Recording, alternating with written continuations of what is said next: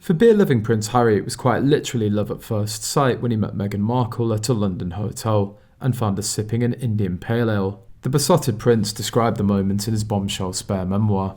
He'd asked his socialite pal Violet von Westenhoff to set him up with a mystery American after seeing her in an Instagram video.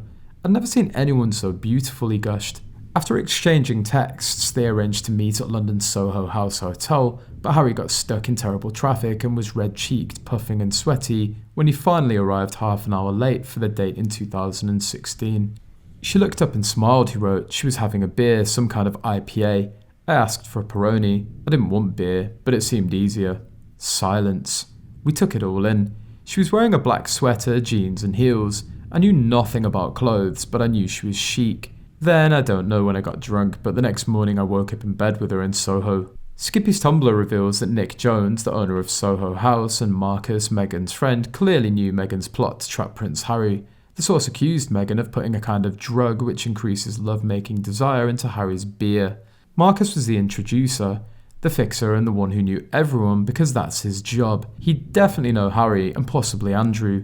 Then she even lied to Harry that she was pregnant and miscarried to get his pity. Markle was an attractive wannabe who'd do anything for fame and money and introductions in all of the right circles. Marcus took her to Istanbul to the Soho House opening, which I believe is where she met Harry for the first time.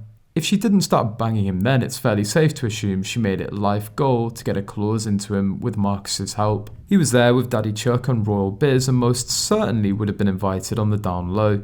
This is certainly where she met Millie McIntosh, who's recently tried to pretend that she's never met Harry and was ghosted by Meghan in 2016, which is rubbish as she was there and met Meghan where they became great friends, until they weren't. Just another celebrity made in Chelsea perpetuating the official timeline of their courtship and blind date nonsense. All these receipts paint Meghan as the one who chased him a full year to finally make Harry go on a date, as she's not his type.